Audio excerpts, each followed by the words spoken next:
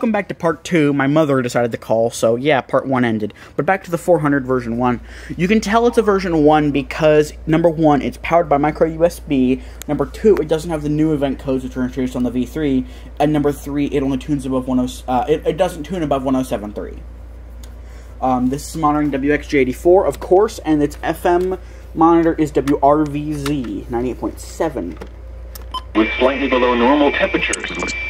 Dry wet. And if I do a siren test, I have to move the third vector to get to the menu button.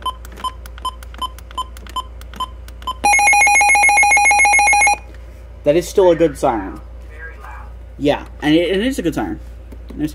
Moving onwards to the third radio I've received. Drum roll, please. You're looking at it. Let me illuminate it a little bit more with the frontal flashlight.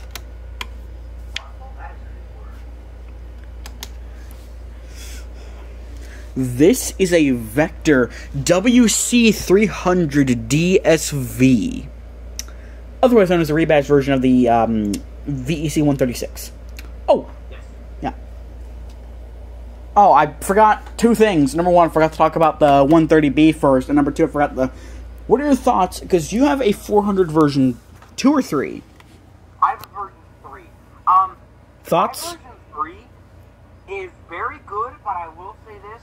The weather tuner, when I first got it, I was considering returning it to Midland because the weather tuner would not work. I do not know why.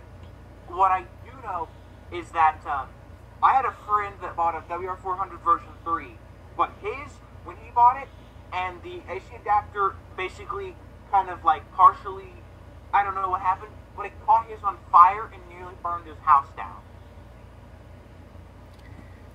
But that's besides the point though, but the weather tuner, it would not work for some random reason, but I don't know what happened, but once I moved in here and plugged it in, I pushed weather, and now it's fine. It's been working fine ever since. Knock on wood. Yeah. Anyways, we're going to start with the worst of the two TVs. The Vector VEC 130B. I'm the only person in the community that I'm aware of that has one of these. This was the base model Vector TV released in 2005. This has a trio of LEDs on the top of it for a flashlight. You have a hand crank on the right side. Riveting. On the front of it, you've got a 5-inch... On the front of it, you got a 5-inch black and white CRT TV, headphone jack, power on-off button, and VHF low band, high band, and UHF switch. The left side of this thing, you have a volume knob, a tuning knob for every mode, and 2 buttons and a speaker, which literally sounds like my old Seagrain pocket radio.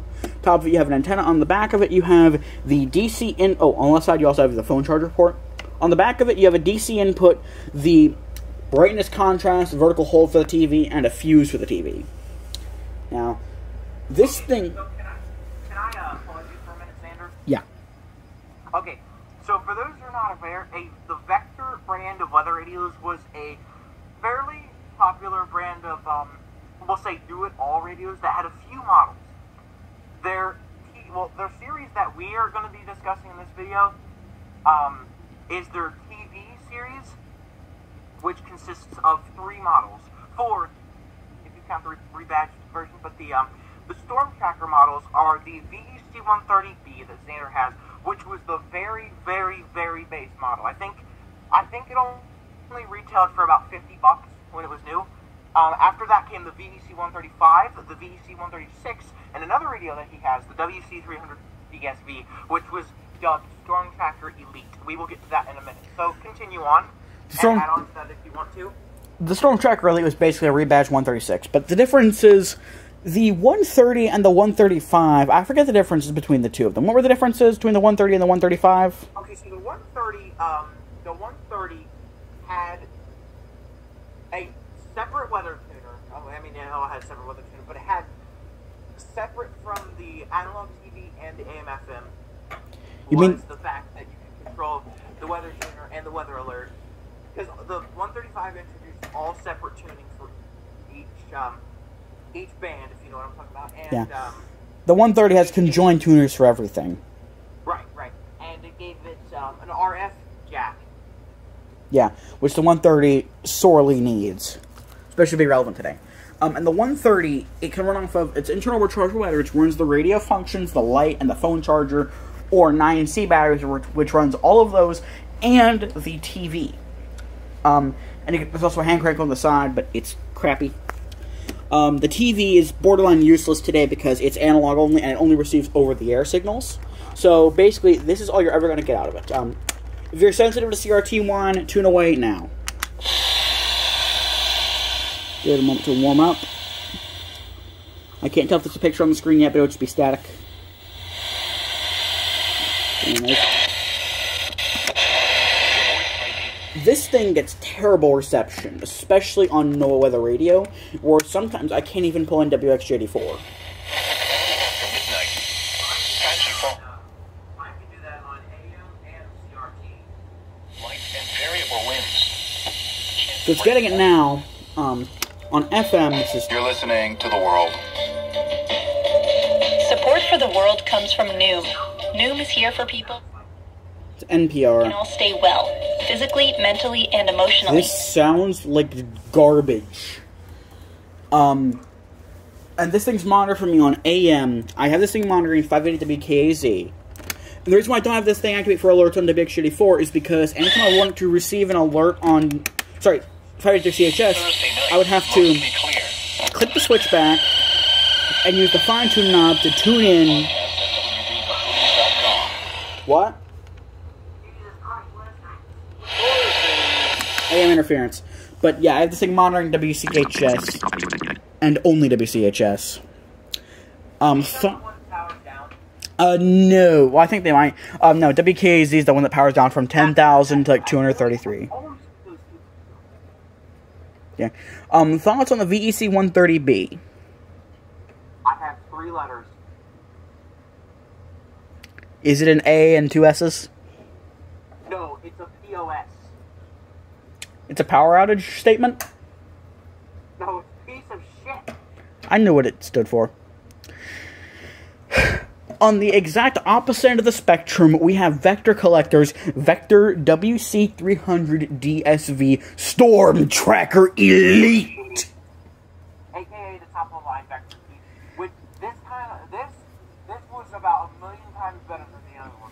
Yeah, and this was basically just a rebadged VEC, I almost said 430, VEC 136, which, fun fact, whenever I ordered my 130, the listing said 136, I bought it thinking it was a 136, and it turned out to be a 130B. Scammer. Yeah, well, I would have had to pay return shipping, and it costs a ton to ship CRTs. But anyways, looking at these two, you wouldn't even know they're from the same company, because the designs are so radically different. The VEC, the WC300 DSV has this protrusion from the top, which is a handle. There was a strap threaded through it, but I removed it. You've got the tri-LED flash on the front of it.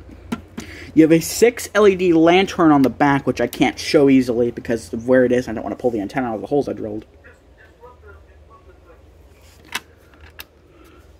Well, they can't see the... maybe you can see it back there, I don't know. On the back, this unit has headphone, phone charger, TV antenna, and RF jacks, along with a fuse. On the front of it, you have brightness and contrast. Oh, and on the back, it's also vertical hold. On the front of it, you have brightness and contrast wheels for the CRT, along with your band selector for the CRT. Left side of it, you have a larger speaker, which actually sounds pretty good, and a hand crank that says Dynamo on it. And on the right side, you have a ton of controls. Firstly, you have another one of those combo knobs like you have in the 130B and a lot of analog televisions with full analog tuners that didn't have, the click stops. But unlike the 130B or the sort of thing, this is just for the TV.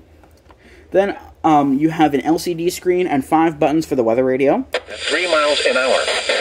Barometric pressure. And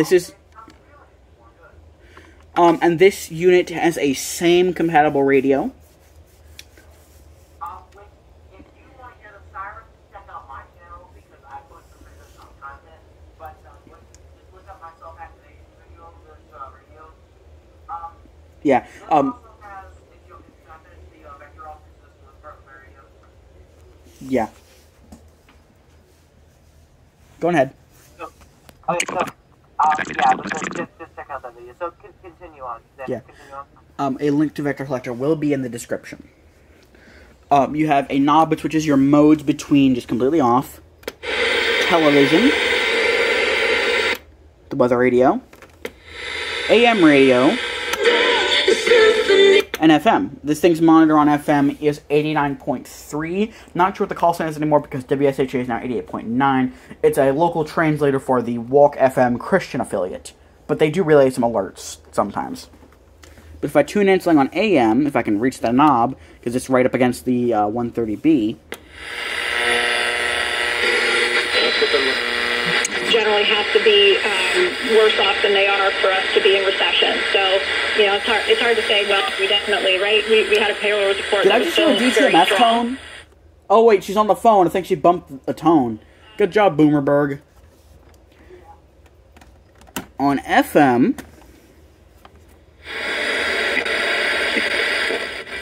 The needle in the haystack. Yeah, this thing tops out at 107.3 WKAZ for some reason. Canada through the site within the first...